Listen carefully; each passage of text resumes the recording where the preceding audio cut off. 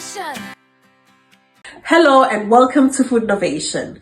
My name is Katu, your host, and in this podcast we talk about everything food sustainability and food security. Today I'm not alone. I am joined by a guest, Faranani. Faranani, welcome to the podcast and thank you so much for honoring the invite. Thank you so much for inviting me, and I'm really excited to be here. So, thank you. Faranani, may you please just tell us more about yourself and the research that you're working on? So my name is Faranani Chivase, and I'm currently a master's candidate at Tana University of Technology, where I'm pursuing my master's in environmental sciences. So just a brief introduction or overview of my research.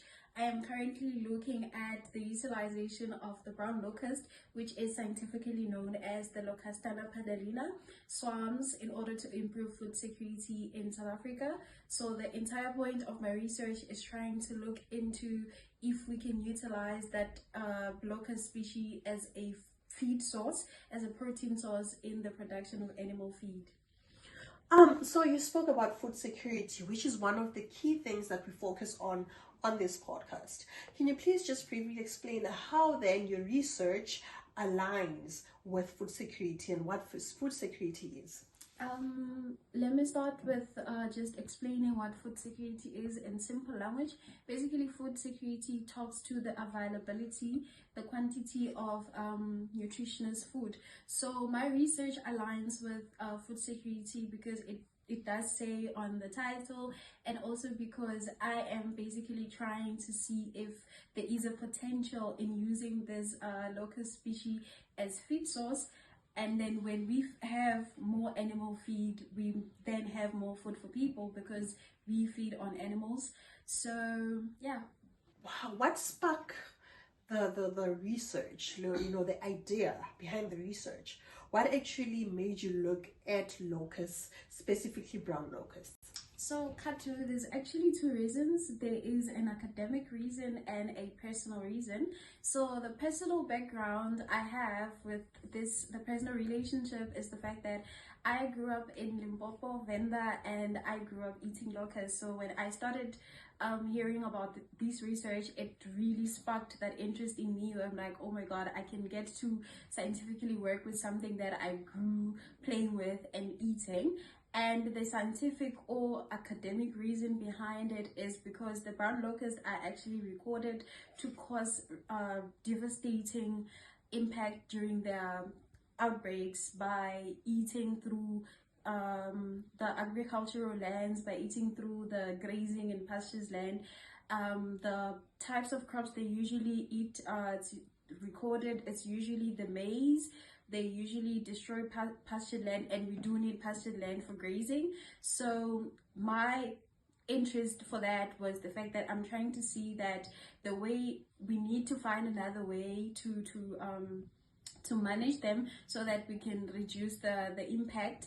And also another reason is the fact that South Africa currently we only have one method of control, which is legalized, which is chemical pesticides, and those are not good for the environment. So if we have an alternative way to handle the locust, where we provide a feed source and also we reduce the reliance on chemical pesticides, then it's a win-win environmentally, personally, and also economically.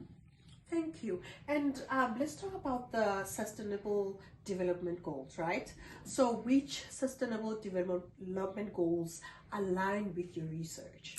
So basically, the thing about Sustainable Development Goals is that they kind of play into each other in a way that it's hardly ever that you can only focus on one, but I only selected three for the sake of this podcast, and also because I feel like they have a really close relationship with my study. The first one being Sustainable Development Goal 2, which talks to zero hunger. As it said in my study, I am trying to improve food security, to make sure we have enough food, we have enough nutritious food for everybody. And then we have Sustainable Development Goal 13, which is climate change. My research aligns with this because it recommends a way to adapt to the ever-changing climate change. As the climate change, the way that we handle things like your locust outbreaks, because it is known that these outbreaks are caused by climate change, they occur after we have a long period of drought and then a sudden rainfall. That's when we get outbreaks, and that is actually the impact of climate change. So my research aligns with the goal of climate change by providing a way to adapt to the climate change. And then the last sustainable development goal is the goal 15, which is life on land. This aligns with the research because by reducing the reliance on pesticides, we reduce the release of pesticides into the environment, where they get to affect non-targeted organisms such as your bees and the other animals that feed on those locusts and other locust species as well. All right. Can we talk about brown locusts a bit? How do you ensure that, I mean, you said you grew up eating locusts, but then in terms of making sure that it's safe for consumption, what is it that you're doing in your research to ensure that we are not feeding on or feeding our animals, something that's not safe for consumption? What is it that you're doing to ensure that there is that safety aspect of it? That is a great question, actually. And the funniest part about that is that when I was growing up, when I used to consume them, we actually played it by ear. That is why indigenous knowledge is very important, because the only way we knew the safe locusts to feed on was because our parents told us so. They told us, if you see a locust that is colored this way, then you're not supposed to eat it. These colors, this size, and everything. But back to my research, how I am ensuring safety is that I am currently doing laboratory tests where I'm checking for pesticides, where I'm checking for heavy metals, where I'm looking at microbial content in order to make sure that not only are they safe for the animals but also for the human beings as well. I'm trying to ensure that even if those constituents are found in the locusts, they need to at least be within the normal or the acceptable ranges. Thank you so much. So Faranani, in terms of innovation, how important is it that we innovate within the food security you're talking about? How important is it that we come with innovative ways to ensure that there's food security, sustainability, from your own experience and the research that you're doing, how would you link innovation with food? It is very important for us to innovate because we live in an ever-changing world. Our population keeps growing, and we are finding out that a lot of resources that we have are actually non-renewable. So they do come to an end, meaning that we now need to find more ways of food production. And the reason why I went into food security specifically is because food is the most important. Without food, we have nothing. So we need to come up with ways new ways to produce food that is not only sustainable, but also we can able to keep up with it, and it's also acceptable, because acceptability is very important. What we are recommending has to be accepted by the people that we are recommending it to, and in my case it's the farmers, because the brown locust outbreaks, they affect the agricultural spaces more. And what challenges do you foresee? Let's say you do your research, you do find that brown locusts are nutritious and they are safe to feed to animals, or to ourselves rather. What challenges do you foresee if you do get that success into the research, when you have to implement it?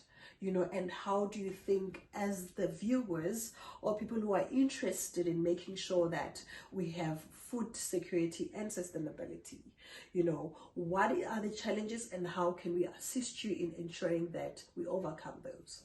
The challenges we might have is, the most important one for me, I felt, is the fact that the outbreaks are actually seasonal. It's not something that happens every single year.